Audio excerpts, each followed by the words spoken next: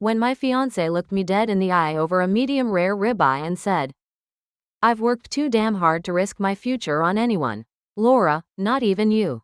I just smiled, dabbed the corner of my mouth with the napkin, and said, "Of course, honey, a prenup makes perfect sense."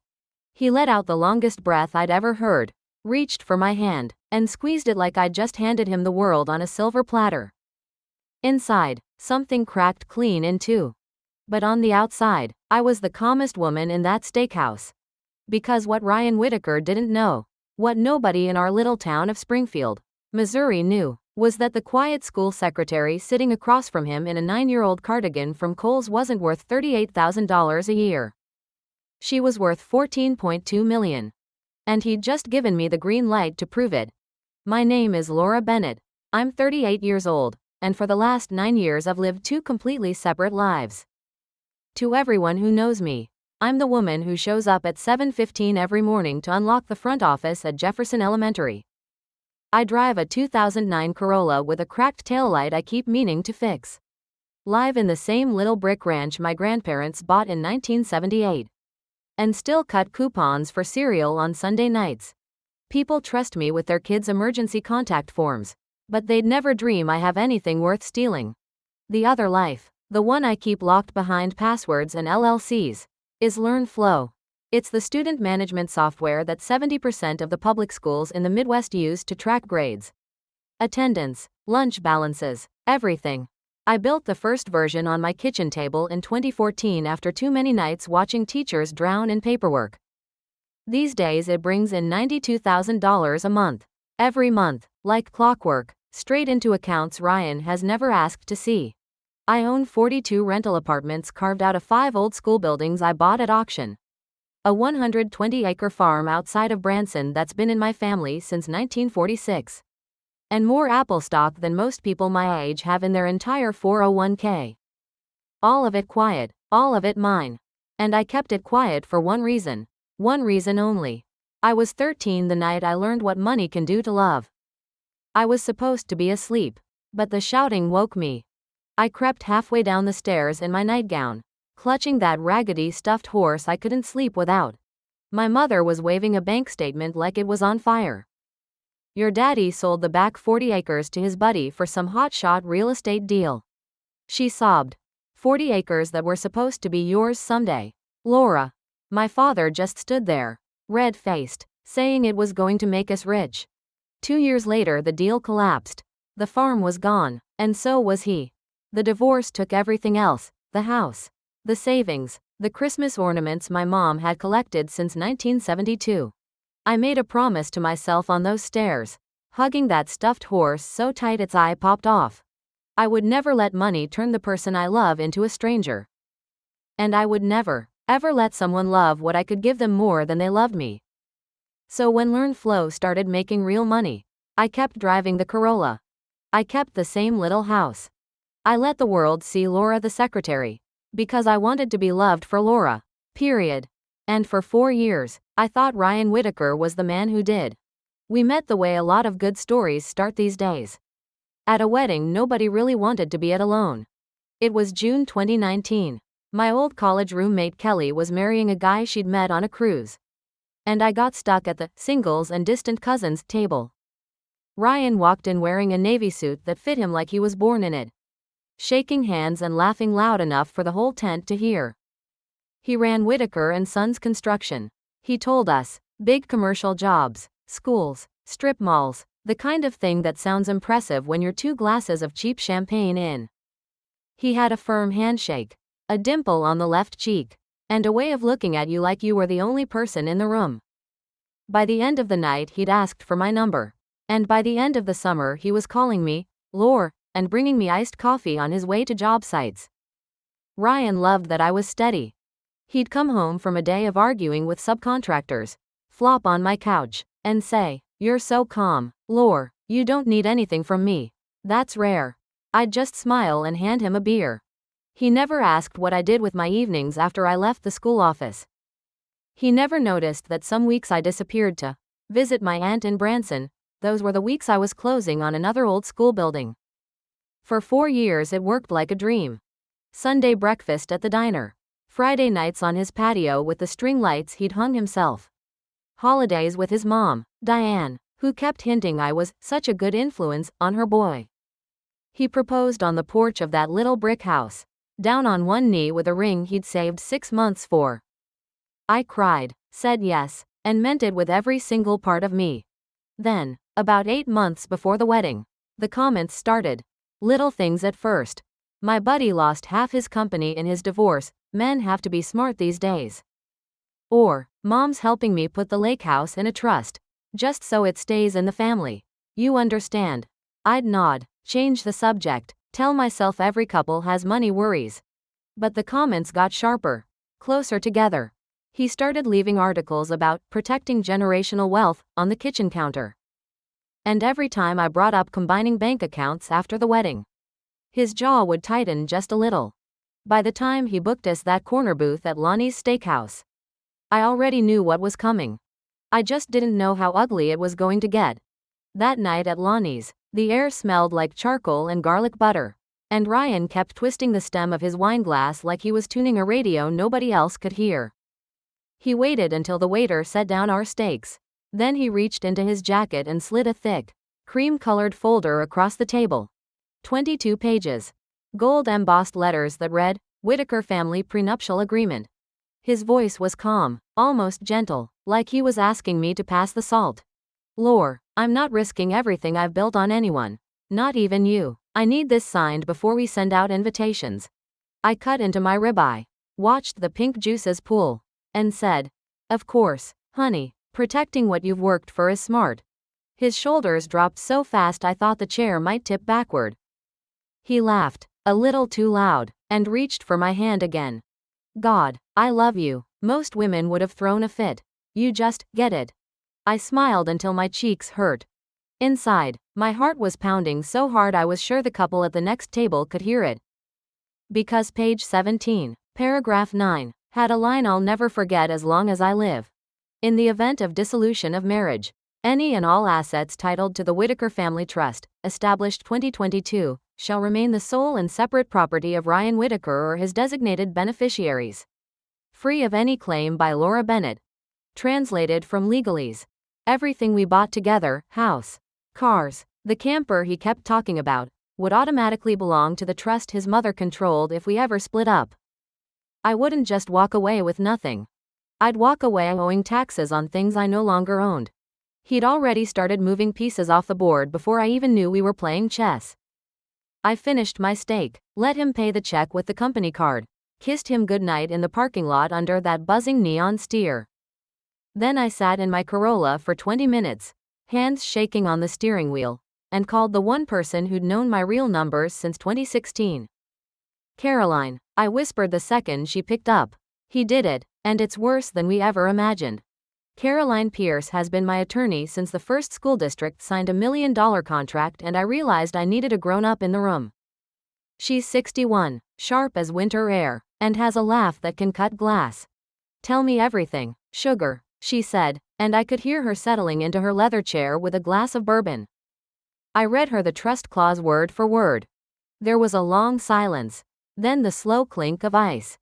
Oh, honey, she finally said, and I could hear the smile creeping into her voice. He just handed us the keys to the whole damn kingdom. Caroline didn't waste a single breath. Here's what we're going to do, she said, calm as Sunday morning. We give him exactly what he wants on the surface. Separate property stays separate, no alimony, the whole song and dance. Then we add 2 little clauses buried nice and quiet. Clause 1. Full, verified financial disclosure from both parties, tax returns, trusts, every dime. Clause 2. Any asset moved into a trust within 24 months prior to the wedding can be reviewed by the court for fraudulent conveyance. In plain English, if Ryan had been shoveling money into his mama's trust to hide it from me. The second we signed, that trust door swung wide open for a judge to walk right through. Caroline finished the counter-proposal in 4 days. She messengered it over to Ryan's lawyer on a Tuesday, with a polite little note that said we were eager to sign the following Monday at 2 o'clock.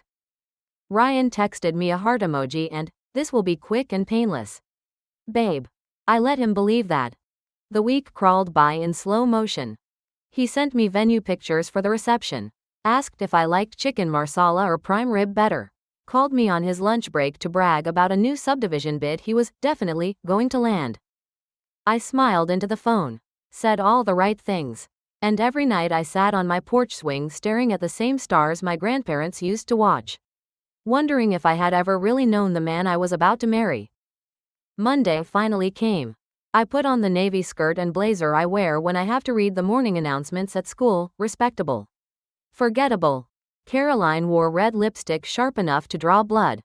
We walked into the law office on the square like we were going to a funeral. Ryan was already there, standing when we came in, looking handsome and relieved and so sure he'd won.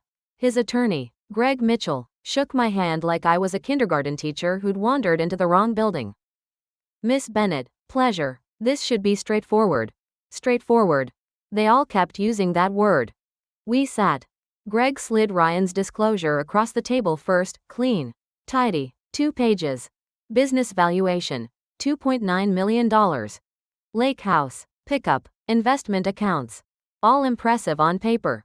Ryan leaned back, arms folded, waiting for me to hand over my little secretary salary and my ancient Corolla. Caroline opened her briefcase instead. She pulled out a 3-inch thick folder bound in dark blue. Set it down with the softest thud. And smiled the sweetest smile you ever saw. We have a small counter proposal, she said, voice like honey over gravel. My client is happy to agree to all of Mr. Whitaker's terms, with the addition of complete financial transparency. As I'm sure he'll agree is only fair. Then she started sliding documents across the table, one by one. My 2022 tax return, 6 figures in royalty income. Deeds to 5 decommissioned school buildings, 42 rental units. 94% occupancy. The quarterly statement from the Missouri farm, 6 figures in conservation grants alone.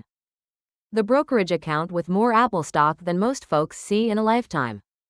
I watched Ryan's face go from tan to ghost white in the space of 30 seconds. Greg's mouth actually opened and closed like a fish. Caroline wasn't done. She turned to the last page, tapped it with one red fingernail, and said, almost kindly, "And here's the interesting part. Gentlemen, the Whitaker Family Trust received transfers totaling $2.5 million in the last 18 months, all while my client was planning a wedding with Mr. Whitaker. Under Missouri law, that's considered fraudulent conveyance if the intent was to defeat a spouse's marital interest." She let that sit in the air like smoke. Ryan stood up so fast his chair rolled back and hit the wall. This isn't real," he whispered. "Oh, it's real," Caroline said, still smiling. "Every page is notarized, stamped, and ready for a judge if necessary." Ryan looked at me, really looked at me, for the first time in years. "Lore, why didn't you ever tell me?" I met his eyes, steady. "Because I wanted you to love me, Ryan. Not my money. Turns out you didn't want either one unless you could control both."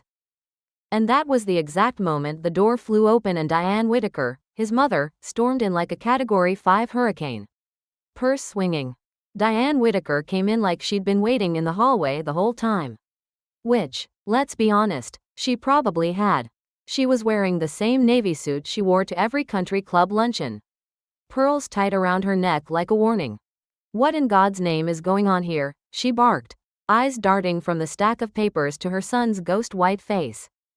Ryan called me from the parking lot saying some school secretary was trying to ruin him.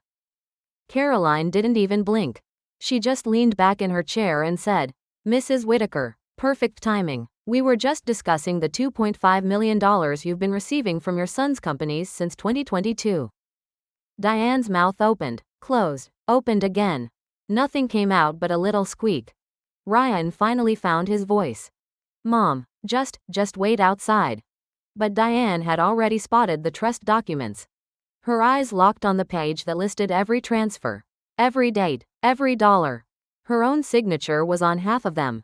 "You told me this was for estate planning," she hissed at Ryan.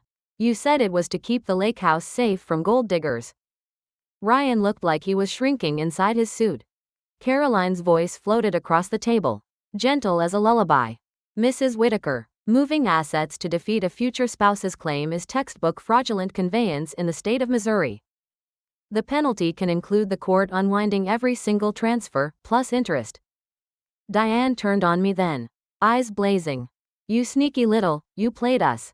You sat in my house eating my potato salad for 4 years pretending you didn't have a pot to piss in. I didn't raise my voice. I didn't need to.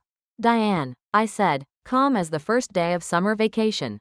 I never pretended to be poor. I just never pretended to be anything I'm not. Your son assumed. You both assumed. And now the numbers are on the table. Exactly like Ryan said he wanted. Diane clutched her pearls so hard I thought they'd snap. Ryan finally whispered, Lore, can we just talk privately? Caroline closed the folder with a soft, final snap. Take all the time you need. Mr. Whitaker.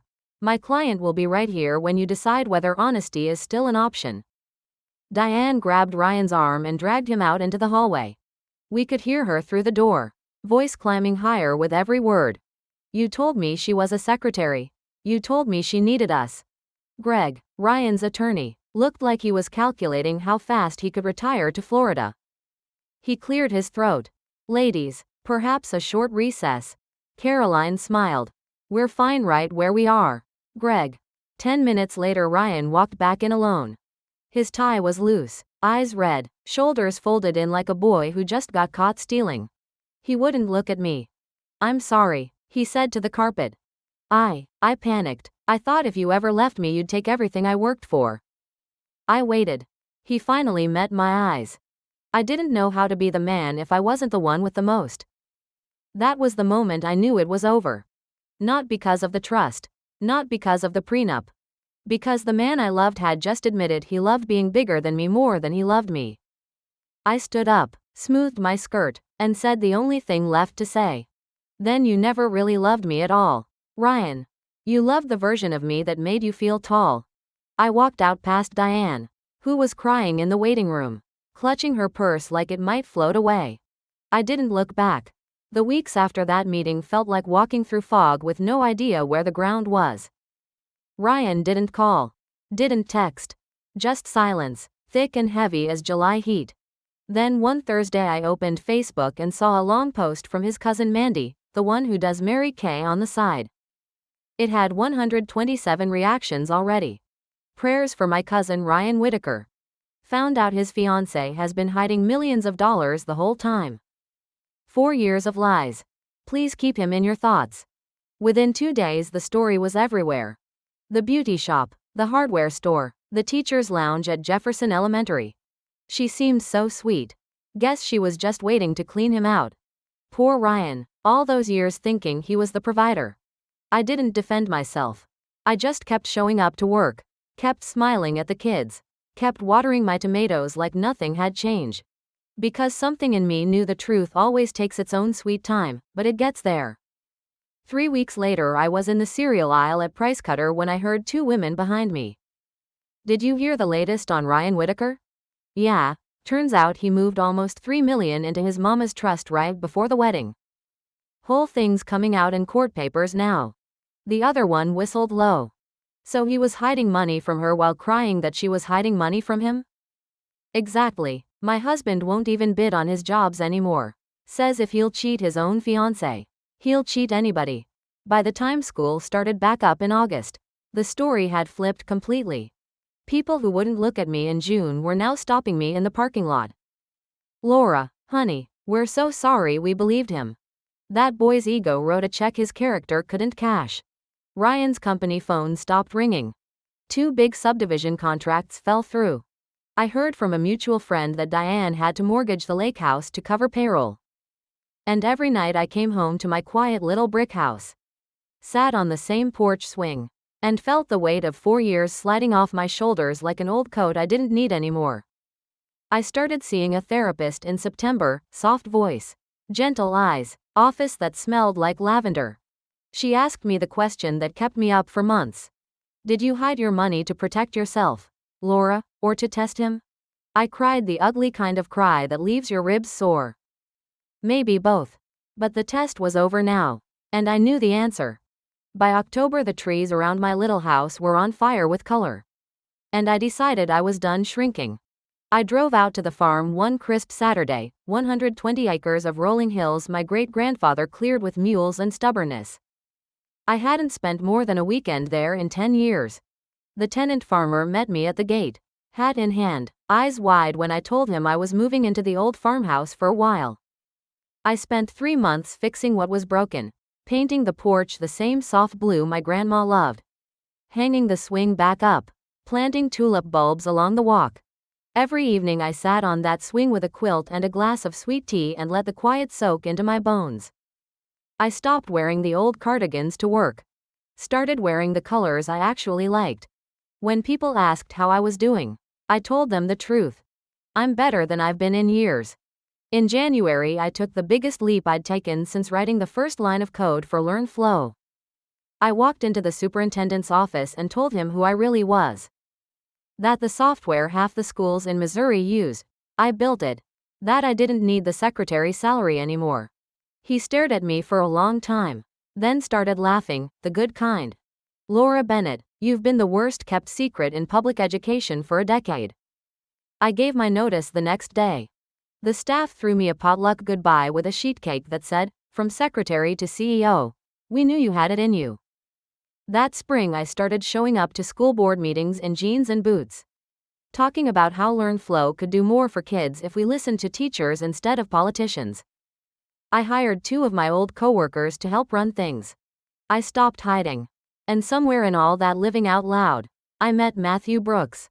He was the principal of Lincoln Elementary, tall, quiet laugh, glasses that slid down his nose when he was tired. We got thrown together on a committee to pick new reading curriculum. He had a way of listening to kindergarten teachers and superintendents with the same respect. And he never once talked about his building like it belonged to him instead of the kids. One Friday in May he found me in the parking lot after a 12-hour meeting. "You look like you need a beer and some silence," he said. We ended up on his back deck with 2 long necks and a sky full of stars. He told me about growing up in Joplin, about his dad walking out when he was 9, about choosing to teach because somebody had to prove men could stay. When he asked about Ryan, I told him everything. No sugar coating. The trust, the prenup, the day in the law office. The years I spent being small so somebody else could feel big. Matthew listened the way he listened to 5-year-olds sounding out hard words, patient, present, like every syllable mattered. When I finished he was quiet for a long time. Then he said, real soft, "Laura, I make $78,000 a year. My truck's paid off, my house still smells like the dog I had in grad school. And I'll never have 14 million anything. But I know who I am when nobody's watching. And I like who you are when the whole world finally gets to see." He reached over and tucked a strand of hair behind my ear. "Your money doesn't scare me. Your heart does, in the best possible way." June came back around, soft and green and smelling like cut grass and honeysuckle. One Sunday morning Matthew showed up at the farm in his old pickup, wearing the same shy smile he'd worn the night he asked me for that first beer. He carried a paper sack from the diner and 2 styrofoam cups of coffee. Strong and sweet, just the way my granddaddy used to make it. We took the coffee and the sack out to the porch swing, the one I'd rehung myself, and sat rocking slow while the sun climbed over the hills. He was quieter than usual. Kept turning his cup in his hands like he was looking for the right words in the steam. Finally he reached into his pocket and pulled out a little velvet box the color of a summer storm. It wasn't new and it wasn't flashy. It was his grandmother's ring, white gold worn soft at the edges. A tiny diamond that had seen 90 years of love and work and Sunday dinners. "Laura," he said, voice low the way it gets when he reads to his kindergarteners. "I don't have a speech. I don't have trusts or clauses or a single thing to protect from you. I just have this ring, this porch, this life I want to build together. Out in the open, no hiding." He opened the box and the morning light caught that little diamond and scattered it across the swing like spilled sugar. "I want to wake up every day for the rest of my life and see you being exactly who you are, brilliant, kind, stubborn, rich, whatever the day brings. I want to split the bills and the laundry and the laughter 50-50. Because that's what partners do." He got down on one knee right there on the painted porch floor. Coffee sloshing a little onto the boards. Will you marry me, Laura Bennett? No prenup. No secrets. Just us. I didn't cry pretty. I cried the way you cry when something broken inside finally gets put back together the right way. I said yes before he even finished the question. We got married the next spring in the front pasture, under the same oak tree where my grandparents said their vows in 1952. I wore my grandmother's lace dress that my mom had saved in a box for 40 years. Matthew wore his one good suit and the biggest grin I'd ever seen. We wrote our own vows, short and plain and true. I promised to bring my whole self to the table every single day. He promised to love every square inch of who I am, bank account and all. There wasn't a dry eye in the holler. Looking back now, I don't regret a single day I spent hiding. It showed me exactly who couldn't love the real me, and it saved me for the man who never needed me to be anything less than everything I am. Money can buy a lot of things, but it can't buy the kind of peace that comes when somebody looks at you, really looks, and says, I don't need you to be smaller so I can feel safe. I just need you to be you. And I'll spend the rest of my life being grateful you let me stand beside you. That's the love I waited for. That's the love I finally have. And that, my friends, is the ending I always deserved.